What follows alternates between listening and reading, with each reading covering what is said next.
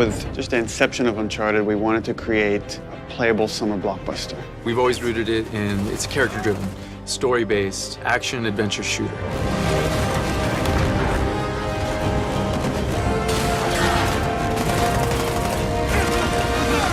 Underneath all of that, there's meaningful story moments, there's lovable characters. It's been a while. Too long, boyo. The heart is Nathan Drake and the cast of characters that surround him. This was somebody who was vulnerable. I remember the first time that we did a punching thing, and I said, hey, what if I hit him and it hurt?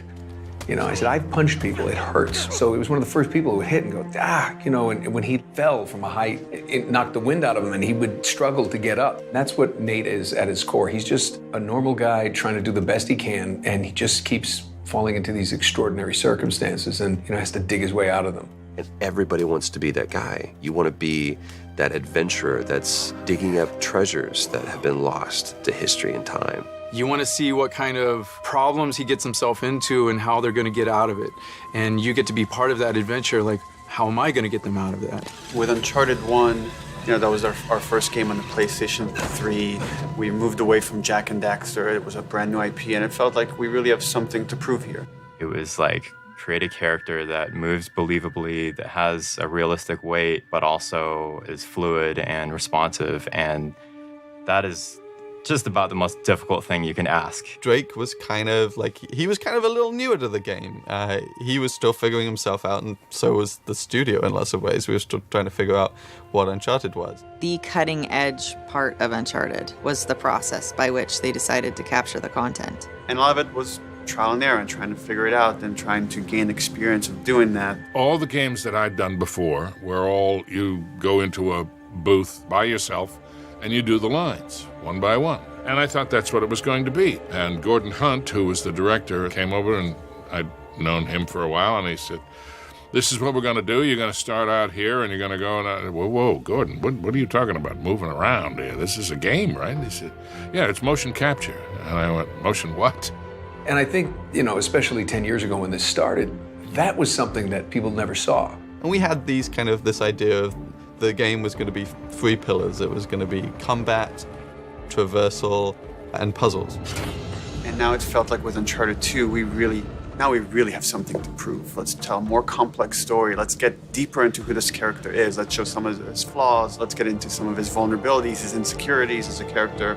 But at the same time, we wanted to up our set-piece game, and from a couple of pieces of core technology, mostly Drake's interaction with moving objects, that sort of spawned these big set pieces like the train and the building that collapsed. But they weren't the focus. They weren't the core tenet. We didn't start saying we're going to make amazing set pieces. We started saying we're going to make core gameplay that's really, really solid to play.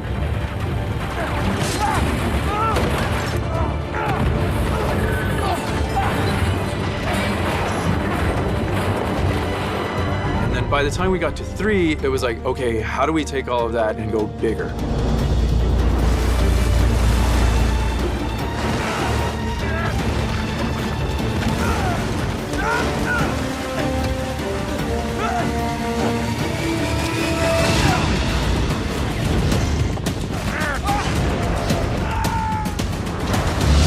Last of Us to me was refreshing because you could get away from that spectacle. You could think more on like a very intimate character level and gain an experience with something that, again, as a team we were uncomfortable with. We've never done something like that before. We've never tackled a genre like that before. We tried to take those big over-the-top set pieces and we tried to couple them in with pivotal points in the story so that when a big event happens to our characters or the relationships with those characters, that we really wanted to play those out. The ideal for us is that when you're playing the game and the character's going through an emotion on the screen, that we've made you feel that emotion. One thing that we really learned from The Last of Us and kind of experimented with and got really good results from is just allowing the player to just poke around in an intriguing environment.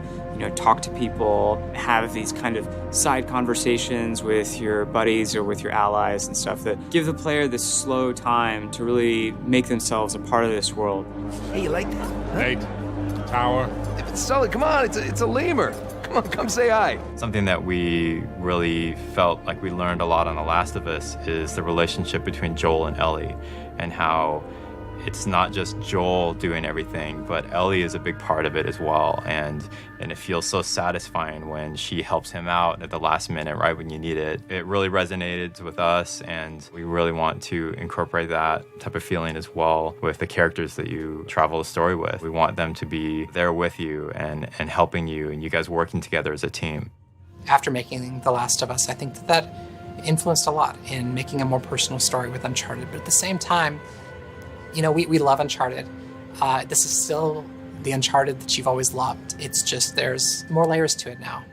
So moving back into the Uncharted world is kind of like coming home in a way and creating a very kind of brighter, larger world to play in. It's similar in some ways to, you know, Nathan Drake being drawn back to the adventure, being for us to like go big again and go like big spectacle, big explosions, while trying to like take on all the lessons we've learned throughout the games that we've worked on and try to tell a more human story within that. Uncharted 4, perhaps as a result, is going to be the best balance of bombastic and over-the-top and exciting adventure and these smaller moments, these small intimate moments that end up meaning just as much, that end up sticking with us for just as long. I think there's a lot of responsibility for us to be true to what has come before with Uncharted. The last 3 games were these amazing adventures, and now that we're doing the 4th one, which may be the final chapter, there's a lot of respect that the characters have earned. There's a lot of emotion that we've invested in these guys and gals over the years, and a lot of hard work that's gone into to make it all possible. We feel like there is so much invested from all the people here that have been working on Drake and this whole like world for a decade. We want to do ourselves the service of actually tying this together. And I think there is some responsibility there to take it seriously, to tell the story of these characters honestly, because there are so many people that take such joy in it, that our responsibility is to then make sure that they're getting the best possible game we can make. And that's constantly as a team, you're seeing how every department pushes the other one, and we strive for nothing less than perfection. Even though we'll never achieve it, we're constantly shooting for that. And that's the thing that drives us, is we want to make something that we can look at and be proud of and say like, man, this is like how cool we made this. Every pixel on the screen, like somebody here, there was energy that went into every single pixel on that screen. That's awesome.